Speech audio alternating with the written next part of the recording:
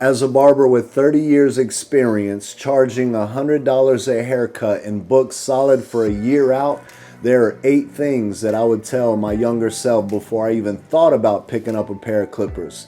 Let's go find out what that is.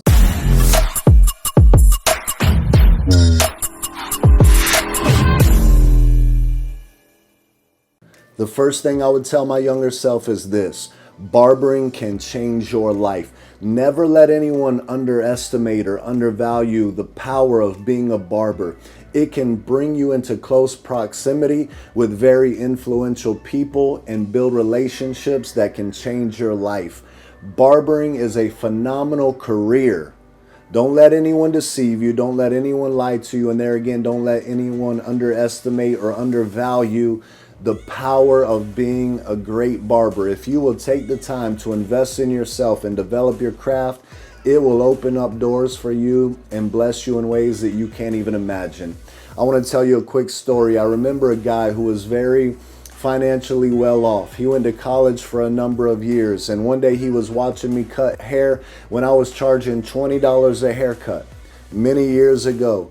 And he said this, he said, "Shannon, I've been watching you, and you come in early in the morning, you leave late in the afternoon, and you're booked solid the whole time. So I'm figuring you cut about 2 heads an hour at $20 an hour. That's not even including tips." So he figured it out, and he said, "This is about what you make a day. I'm assuming this is about what you make a week. Is that correct?" I said, "Yeah, that's about correct." And at that point, he said, how long did you go to school for?" I said, "I went to school for 9 months or 1,200 hours. And he said, "Do you know that I went to school for 8 years and you make more money than I do?" Barbering can literally change your life. The second thing I would tell my younger self is this: never think that you've arrived. Never think that you've arrived. There's always more to learn. There's plenty of room to grow in this industry, and so many people feel like that they've arrived, that they have the best haircuts, that they do the most quality services, and when they do that, they fail to stretch, they fail to grow, they fail to implement new ideas. Right now, we are in a season in life where people like color enhancement and people like hair fibers. They like different creative things, even the little white pencil for the outline. Some people like that. And guess what? There are barbers that have maxed out their potential because they refuse to grow with the times. I've literally had customers that left their barbers and came to me because they knew that I was willing to spray paint their head or give them color enhancement and apply some hair fibers to thinning spots on their head. And because of that, I gained a new client, and they're willing to pay top dollar to get the desired look they want. The third thing I would tell my younger self is this: be grateful for every client. Now, I know there are some clients that are a pain in the rear end, but let me tell you this: when you're starting out and you become grateful for every client, then you begin to learn from every client. There are some people, yes, that are more challenging, but listen, they will help you develop better people skills. They'll help you stretch and grow as a barber. They will strengthen you to last over the long haul. And there's many barbers that they believe that the customers are there for them. Like they're the gift to the world. The customers are here for me. When the reality is, never forget this, that you are there for the customers. You are in the customer service business, so act like it. Treat your customers, your clients, like kings and queens. Make sure that you go over and above, because just as easy as they sat in your chair is just as easy as them to get up and sit in someone else's chair. Never forget to be grateful for every single client that you have, because it's your clients that are going to pay your bills. The fourth thing I would tell my younger self is this: practice F.I.L.O. F-I-L-O. F.I.L.O. What does that mean? First in, last out. If you want to grow a thriving clientele, practice F.I.L.O. Be the first one in and the last one out. If you're the first one in, guess what? You get the first walk in. If you're the last one out, you can hang around, and make sure that you pick up that last client. That's the opportunity or the time to gain a new client. It's when everyone else wants to sleep in. It's when everyone else wants to go home early. It's in those moments that you'll have those emergency people running in the door saying, hey, can you squeeze me in real quick? And they will find value in you making room in your schedule to get them in. And that's when you can start to develop that relationship and connect with them and get them back in the chair as future clients.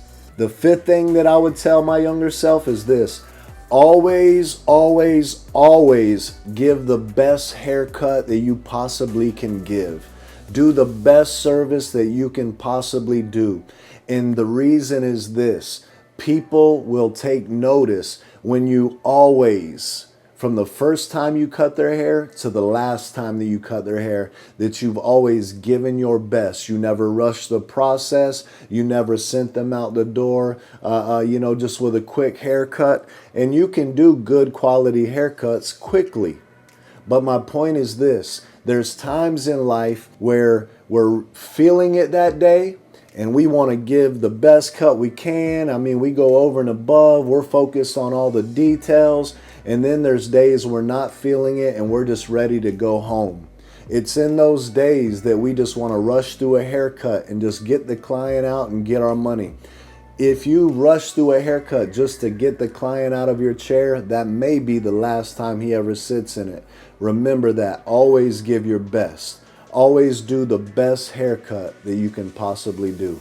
The sixth thing that I would tell my younger self is this: communicate, communicate, communicate. In every relationship, communication is what makes it an effective relationship. And when I say communicate, I don't mean talk the whole time. I mean find out exactly what this client wants. Double check. I mean communicate, communicate, communicate. Whenever someone sits in your chair, make sure that when they say an inch off the top, turn them around to the mirror. Pull the hair up with an inch sticking out and say, is this how much you want off? Just to make sure that you and him have the same idea of what an inch is. Some people think an inch is this long. Other people think an inch is this long, when an inch is actually about that long. So you have to communicate those things. Ask them, do you want color enhancement?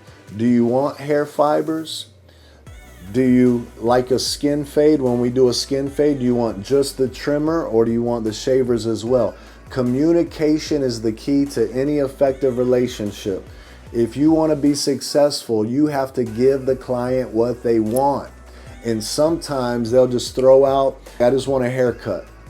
They really want more than just a haircut. It's your job to find out what they want and give it to them the best of your ability.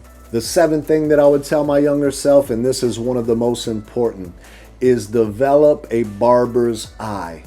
Develop a barber's eye. The reason this is so important is because you can know all the tricks, you can know all the techniques to take lines out, but if you can't see a line, that's a problem. You can never take out a line that you can't see. You can never blend out a spot that you can't see. So you have to develop a barber's eye. The better you develop your eye, listen, the tool, it doesn't matter what the tool is. It could be a pair of clippers. It can be a pair of shears. It can be thinning shears. It could be fingernail clippers for all I care. If you can see it, you can fix it. There's always a way to fix it, but you have to first see the problem in order to fix the problem. And I've seen many barbers that they look at their haircut and they say, man, this is fire.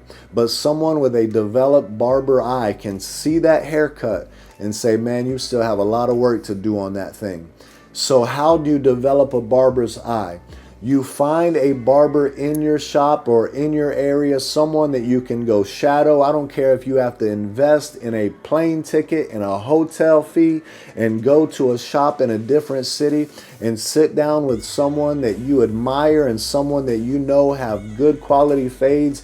Not just you see it, but there's people everywhere in the barber industry that sees it. Their clients are coming in. You are the best barber in the world and all that good stuff. You find that person that you can emulate and you go and sit down with them and ask them to critique your haircuts in person. I get people all the time that say, hey, will you critique my haircut on a video, or will you critique my haircut on an Instagram picture? And the reality is I really can't.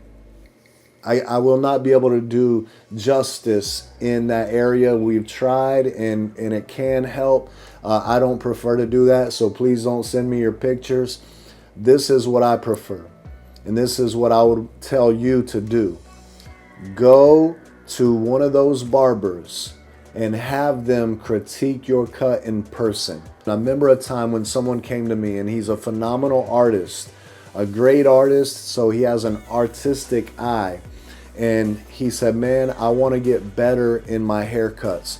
So I told him this: the next cut that comes in, do the best job that you can do on that haircut. I mean, make it in your eyes as perfect as it can possibly get. And when you think you can't fix another thing, call me over and then let me examine it. So when they were finished cutting hair, I walked over and I said, okay, I'm going to show you what I see. You see this line right here? You see this dark spot right here? You see how that was pushed back a little bit too far? And I was blown away because this person said, my God, I never saw that until you pointed at it. I didn't see that line. I didn't see that dark spot. I didn't even recognize it. And that made me aware of something, that you have to develop the eye to see those things. There's people even in our shop that walk over to me and they see me flicking around and I'm just doing detail work, and they say, what in the world are you even looking at? What are you messing with right now? There's lines that I see and there's dark spots that I see that I know need to be fixed. But there again, if you can't see them, you can't fix them. Develop a barber's eye. And the eighth thing that I would tell my younger self is this: tools aren't everything. Systems are. Let me say that again. Tools are not everything. Systems are. What do I mean by that? We want the nicest tools. We want the newest, latest, best, greatest, all that when it comes to tools, and it's great. I love tools. I want to collect tools. I have a collection of tools. Man, I want every brand, every name, every blade, every design. I love tools. However, tools are not everything. Systems are. When you've developed the barber's eye and you have a good system, you can use that system for any clipper. Don't be the kind of person that thinks, if I could just get this clipper, then I could cut like this person. Man, if I could just use the trimmer they use, if I could use the clipper that they use, if I could use the shears that they use, man, then I could do cuts like they do. That is a bold-faced lie. The reality is this: develop a system that works for you and work that system. Develop a system that works for you and work that system, because you can take a pair of Walmart clippers, and we've proved it, if you have a system that works, and you can still cut fire blends. And with a pair of Walmart clippers, man, you can change someone's life and change yours along the way. So anyways, until next time, guys, God bless you guys, and I hope you enjoyed this little 8 points of what I would tell my younger self if I could go back 30 years before I ever picked up a pair of clippers. I believe it'll help you succeed. Peace. I'm out of here.